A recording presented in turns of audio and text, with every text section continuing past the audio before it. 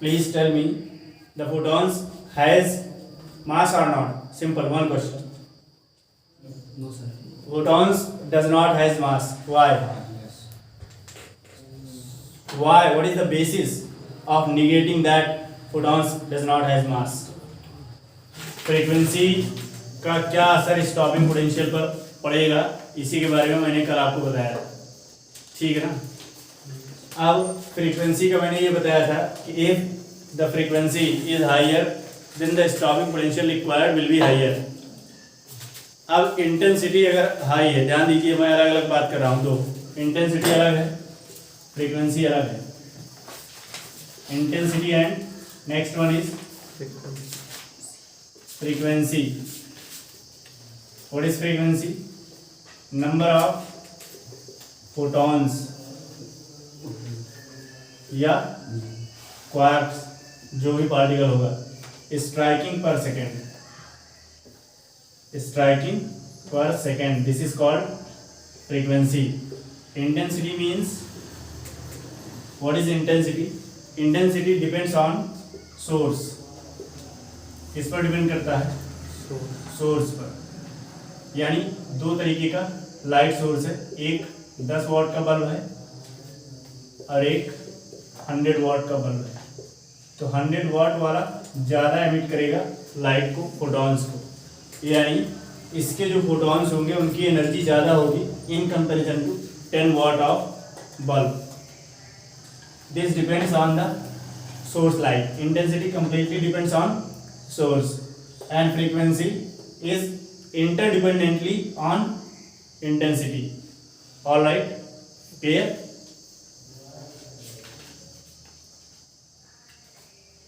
Question भी दिया था आपको करके आने के लिए। दो ऑब्जर्वेशंस भी बताई थी। एक, maximum kinetic energy of photo electrons varies linearly with the frequency of incident radiation but is independent of the intensity. यानी काइनेटिक एनर्जी जो फोटॉन्स की होगी वो इंडिपेंडेंट होगी किसकी? इंसिडेंट रेडिएशन की इंटेंसिटी की इंडिपेंडेंट होगी। यानी कोई लाइट आएगी, कितने फ्रीक्वेंसी कितने रेंज से आ रही है उस पर कोई डिपेंडेंसी नहीं होगी। क्लियर? पहला पॉइंट। दूसरा पॉइंट है इसका, for a frequency new of incident radiation lower than the cutoff frequency, no photoelectronic emission is possible even if the intensity is large.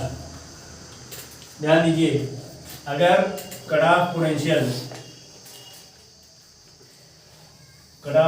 V not अगर हाइयर है, देन द इंसिडेंट रेडिएशन, उधर से जो photons निकल के जाएगा उस photons का पॉसिबिलिटी नहीं है कि वो निकल के जाएगा। समझ में आ रही बात? मैंने आपको कल ये बताया था कि जो फोटो इलेक्ट्रिक इफेक्ट के अंदर कट ऑफ पोटेंशियल होता है, यानी वो मैक्सिमम पोटेंशियल होता है जहाँ तक इंटेंसिटी के अंदर जो फ्रीक्वेंसी निकल पाएगी, अन्यथा उसके बाद नहीं निकल पाएगी। समझ में आ रही बात ना? क्लियर है? कल का याद है? रिवाइज करते हो घर जाकर? नहीं करते हो? बिना रिवीजन के कुछ होने वाला नहीं है, जान लीजिए। आप पढ़ा देता हूँ मैं, पढ़ लेते हैं आप, ठीक, लेकिन रिवाइज किया करिए घर जाके। Next, photo electric effect and wave theory of light. Next topic देखिए। पूरा घूम घुमा के जो बात की गई है वो सबसे ज़्यादा आइंस्टीन वाली बात की गई है कि आइंस्टीन। अब हम देखेंगे इसके पहले जो है wave picture of light, free electron का सरफेस क्या है, ये भी मैं आपको थोड़ी देर बताऊंगा। लेकिन उससे पहले जो है कंप्लीट रूप से आप फोटो इलेक्ट्रॉन बार बार घूम घुमा के, इसी में 3 बार घुमाया है आपको, जो मेन फोटो इलेक्ट्रॉनिक एमिशन है आइंस्टीन की वेव थ्योरी ऑफ लाइट से है। लेकिन आइंस्टीन की वेव थ्योरी ऑफ लाइट आई कहाँ से? थ्योरी ऑफ रिलेटिविटी से। 2 मिनट बताएंगे इसके बारे में, उसके बाद फिर आगे चर्चा करेंगे। Theory of relativity. If you remember, once I asked a difference between theory of relativity and general theory of relativity. Both are not same. Both are given by Albert Einstein.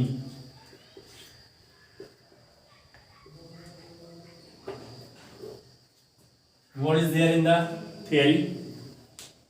क्या है इस theory के अंदर? Before going to further discussion, I would like to make a conclusion regarding this theory. All right. The conclusion of the theory is whenever any massive body, the body which has mass, if that body will travel with the speed of light in space, mark my words very clearly what I am trying to say. If any massive body means suppose this is a body A and this body has mass m, small mass m, suppose 1 kg, 1 gram, whatever you want to think, you can think of that. All right. If this body will travel with the speed of light in space, then its mass will be converted into energy. The condition is speed of light. Second one is space, not on the earth, because earth is there in space. All right. The body has to travel in space. The given theory is called as theory of relativity. Why this is called as theory of relativity? Means the conclusion is divided in the relation with another. There is a comparison between two bodies. The number one is energy and the number two is mass. Its mass and energy interconversion is there. Likewise, we compare ourselves. Likewise, our parents compare ourselves that the student of that person or the boy or girl of that person is doing well in his or her life. Compare their children with that, and this is the most least form of the Indian society. This is very bad. Never ever compare with yourself to another person. Comparison must be there of the material things. Likewise, you don't have a car, you must compare yourself to purchase the car. And don't negate yourself. Alright, we will talk afterwards. What we are talking? Theory of relativity. Theory of relativity, mass energy interconversion. Means E equals mc square. The condition is c. What is c? The speed of light. Speed of light. All right. Speed of light is c. Next, E equals mc square. Yani its mass will be converted into energy, and if that body has energy already itself, and which body has energy? The light. Light has energy. Why? In which form? In the form of photons. Light has energy in the form of photons. When does the light strikes on the metal surface? Its some part is absorbed by the electrons of the metals, and the left part of the energy is transmitted with the electron towards upward. When does the electron goes? Wherever it goes, the leftover energy is surpassed with the electrons. All right, this is the thing differentiated from the Einstein theory of relativity. And here comes the conclusion regarding the photoelectric effect. Why I am telling this theory of relativity?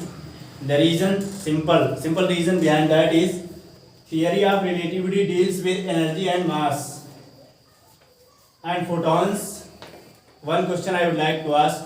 Please tell me, the photons has mass or not? Simple, one question.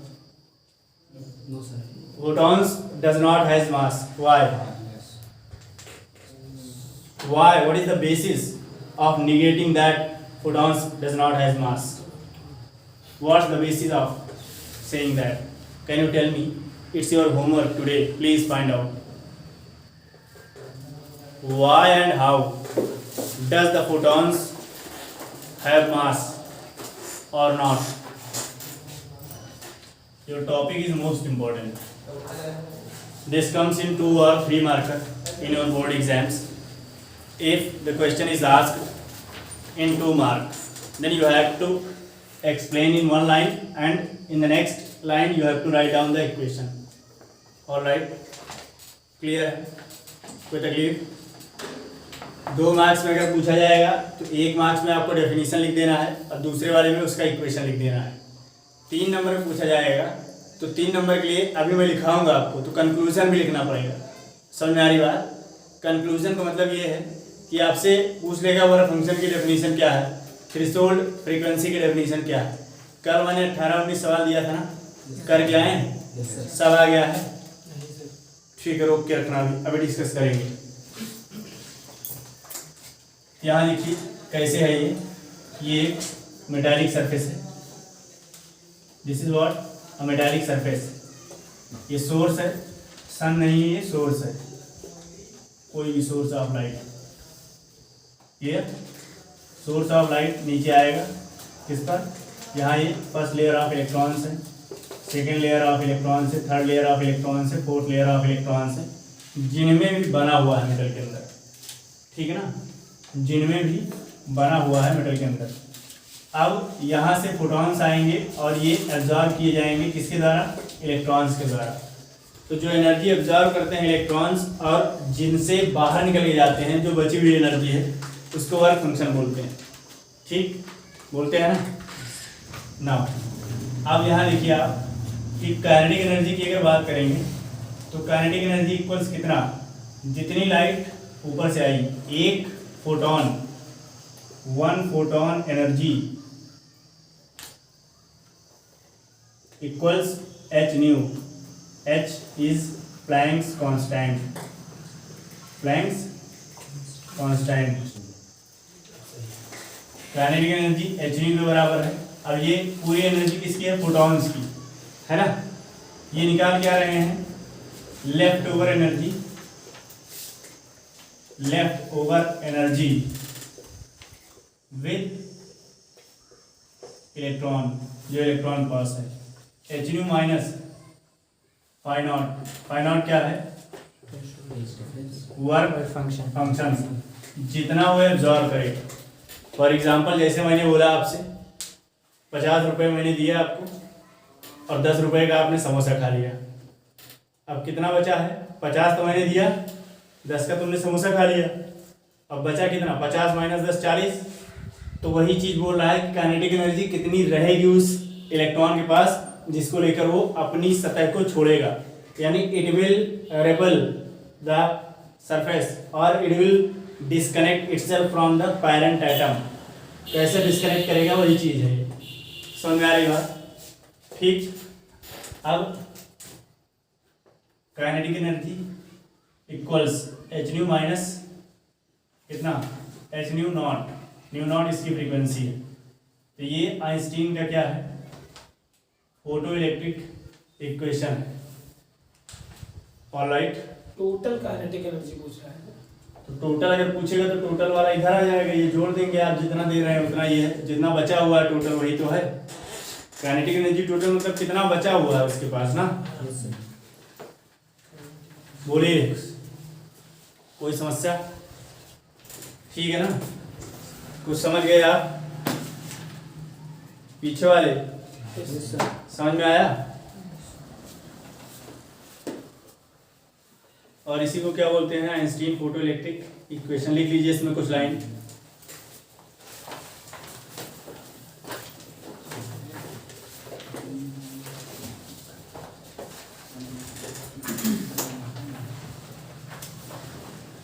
Heading डालिए ऊपर, Einstein's photo electric equation.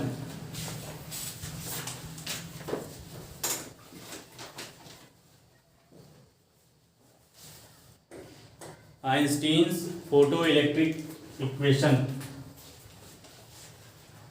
मैं यहाँ लिख दिया करूँ क्या? तो ठीक रहेगा, बोलने में हो सकता है ज़्यादा टाइम चला जाए। नहीं सर, जैसा आप समझें। चलिए लिखिए, अभी सोचते हैं इसके बारे में।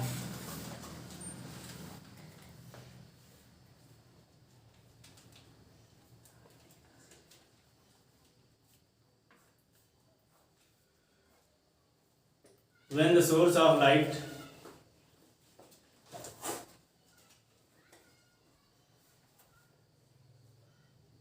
emits the light. When the source of light emits the light and it strikes with the surface of metal,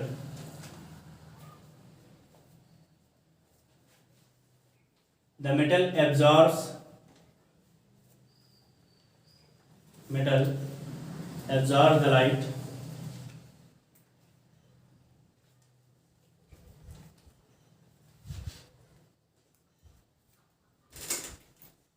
काट के लिखिए, absorb the photons and after a point of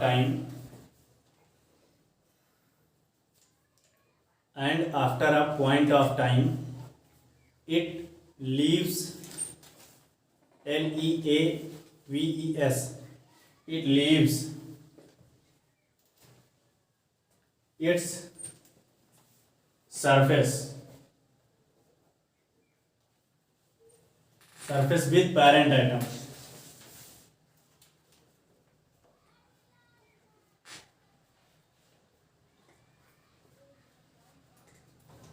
Referred as ejected electron.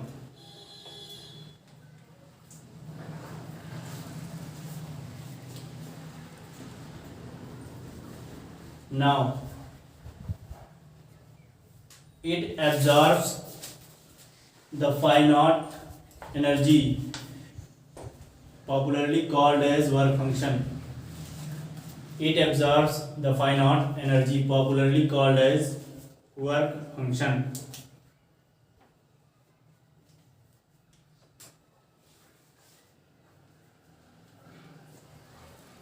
Comma. When it escapes itself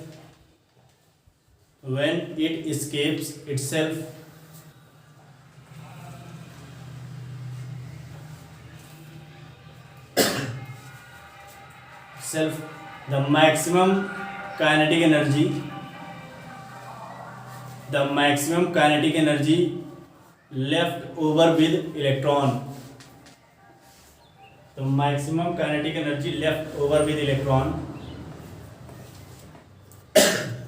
equals Ke, or Ke equals h nu minus phi naught, or Ke equals h nu minus h nu naught, where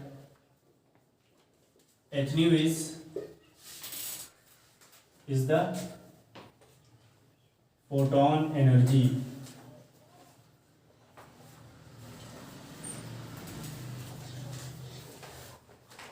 इसको box में कर देंगे.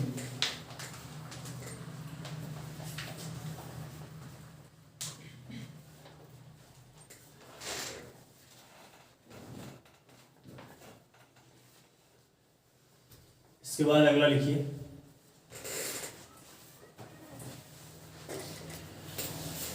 देखिए observations बहुत important है. अगला heading छोटा सा है, डाल दीजिए observations of the Einstein photoelectric equation.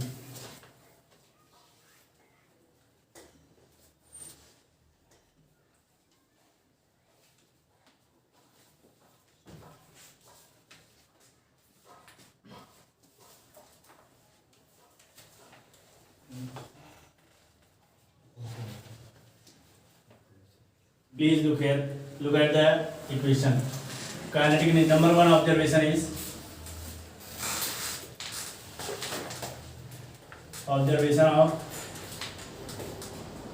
Einstein's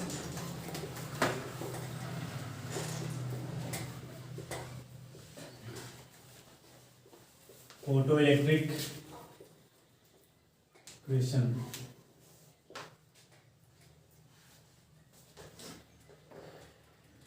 Kinetic energy is directly proportional to what? H nu. Alright, if I have to take constant this nu minus nu naught, पहला point ये है, kinetic energy depends on the frequency of the incident radiation.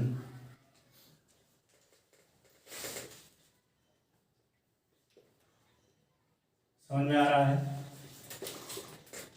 यहां से क्या पता चलता है, अगर सोर्स की इंटेंसिटी की फ्रीक्वेंसी ज़्यादा है तो मैक्सिमम होगी काइनेटिक एनर्जी। यही सब ग्राफ देके पूछ लेगा। बात समझ में आ रही है?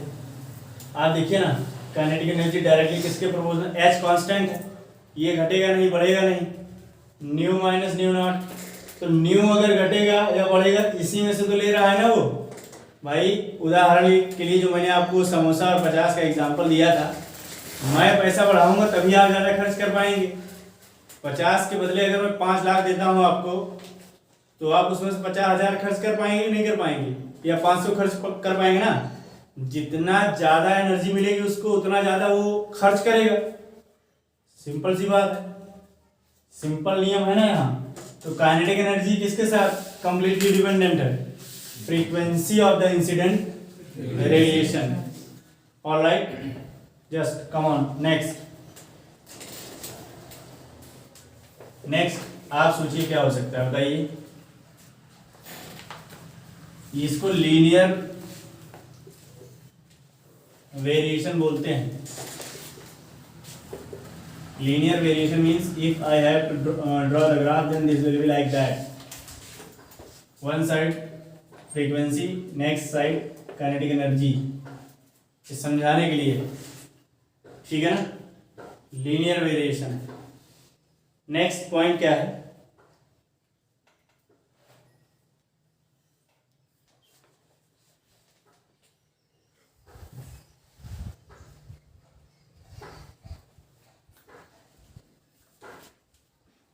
नेक्स्ट पॉइंट ये है, काइनेटिक एनर्जी कभी नेगेटिव हो पाएगी?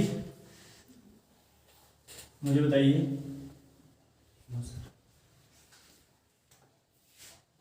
Kinetic energy will not be negative. इसका मतलब क्या है, एक्सप्रेशन देखिए, K E equals H nu minus phi naught. Kinetic energy पहला केस लेते हैं नेगेटिव होने का। नेगेटिव का केस लेंगे तो ये phi naught will be greater than H nu, लेकिन ये पॉसिबल नहीं है। पॉसिबल कैसे नहीं है कि मैं 500 आपको दिया हूँ तो एक लिमिट आएगी कि आप 500 ही खर्च कर पाएंगे। 500 से ज़्यादा खर्च करेंगे तो अपनी जेब से खर्च करेंगे, यानी आप माइनस में हैं। बात समझ में आ रही है? मेरा दिया हुआ तो 500 ही है ना आपके पास। क्लियर? सिंपल है ना। यानी जितनी एनर्जी आ रही है, एक समय तक जो इलेक्ट्रॉन है हो सकता है वो पूरी एनर्जी ले ले, लेकिन कभी वो उससे ज्यादा एनर्जी अब्जॉर्ब कर ही नहीं पाएगा जितनी एनर्जी आ रही है उसके पास। जितनी एनर्जी, मान लीजिए 100 जूल पर सेकेंड एनर्जी आ रही है, तो इलेक्ट्रॉन क्या 200 जूल अब्जॉर्ब कर पाएगा? कहाँ से मिलेगा उसको? जब 100 जूल सोर्स से ही आ रही है तो उसको मिलेगा कहाँ से? नहीं मिलेगा ना। बात समझ आ रही नहीं आ रही? तो kinetic energy equals H nu minus phi naught. तो एक केस नेगेटिव वाला देखा हमने जो कि पॉसिबल नहीं है। दूसरा केस लेते हैं। दूसरे केस में क्या है, H nu will be greater than phi naught, greater than और इक्वल टू फाई नॉट। समझ में आया? बोलो। तो ये बड़ा होगा तभी ये एनर्जी अब्जॉर्ब कर पाएगा। कोई समस्या? बोलिए भैया। तो kinetic energy will not be negative. इसका मतलब क्या है, H nu greater than phi naught. All right. Potential energy negative नहीं हो सकती। पोटेंशियल कहाँ से आएगी यहाँ? नहीं, वैसे ही कौन, वैसे होने के लिए दोनों हो सकता है, कुछ भी होने के लिए कुछ भी हो सकता है। केस अलग अलग है ना। मैकेनिक्स में बात करेंगे, इलेक्ट्रोस्टैटिस्टिक्स में बात करेंगे। इलेक्ट्रोस्टैटिस्टिक्स में बात किया आया नहीं था नेगेटिव, आया था ना चैप्टर नंबर 2 के अंदर। अभी आप जो पढ़ रहे हैं वो वेव के बारे में पढ़ रहे हैं। और वेव में कभी एनर्जी नेगेटिव नहीं होगी। एनर्जी नेगेटिव का मतलब ये है कि सोर्स से लाइट आ रही है तो वो सोर्स ही एब्जॉर्ब कर ले जाए। This will not be possible. अगर ऐसा होता तो सन इतनी एनर्जी दे रहा है, खुद की एनर्जी वो देता ही ना, ले लेता अपने पास रख लेता। नहीं समझ में आया? Now please look here. H nu greater than H nu not. H से H cancel, nu is greater than nu not। इसका मतलब है frequency of the incident radiation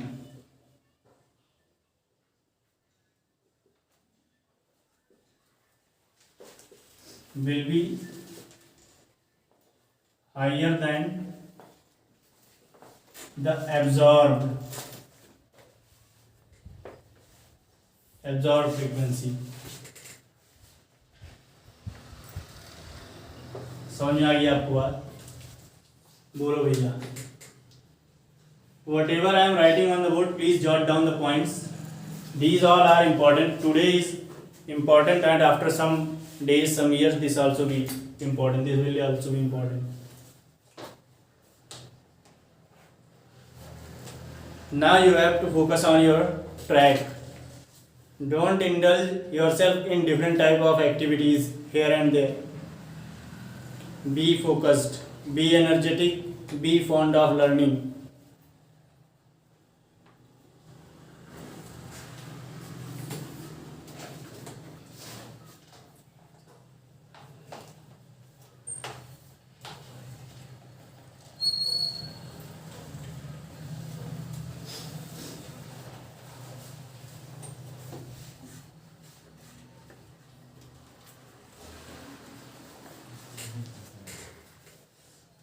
next point लिखिए।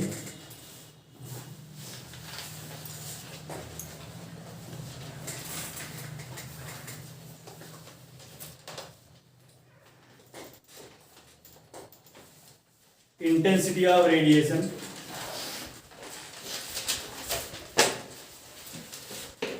Intensity of radiation is proportional to the number of energy, is proportional to the number of energy।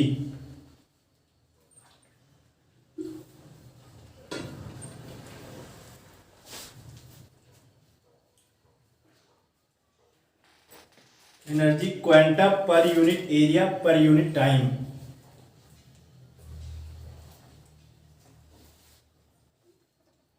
Quanta पर unit area per unit time, इसका क्या मतलब है देखते हैं।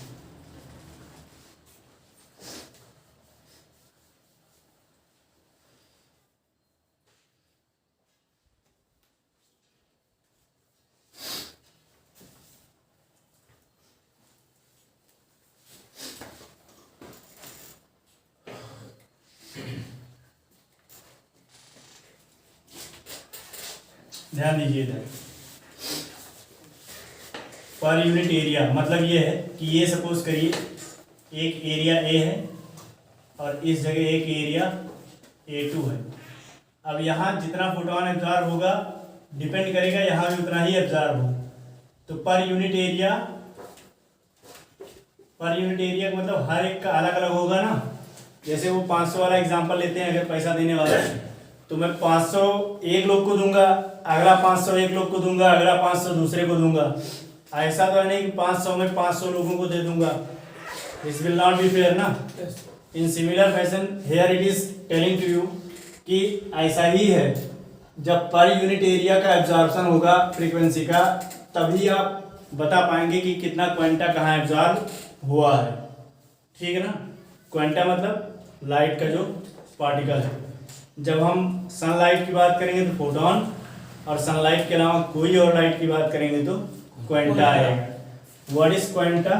Nothing but energy packet, energy packet of light. और light जब यहाँ पर आएगा आपका फोटोन, तो सेम हो जाएगा energy packet of sunlight.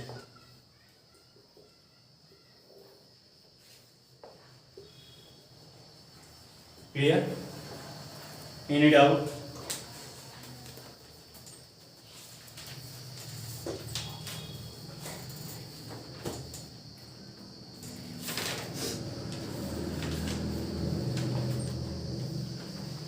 Now please look है,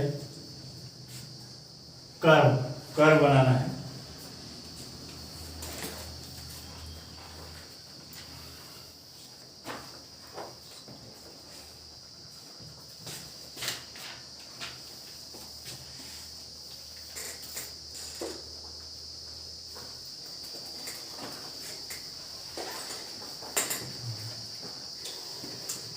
यहाँ देखिए, अभी मैंने आपको क्या बताया था, H nu will be greater than H nu naught, या nu will be greater than nu naught, less than और इक्वल टू था ना ये।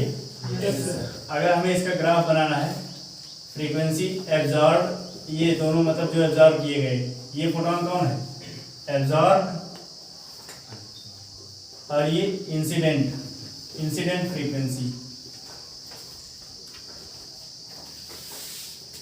Absorb frequency.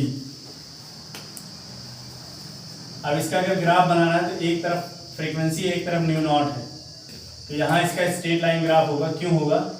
Because it is directly proportional to absorb frequency. समझ में आई बात? तो यहाँ से अगर हमें पॉइंट निकालना है, पहला पॉइंट क्या है, अगर आपको मान लीजिए इसका स्लोप निकालना है,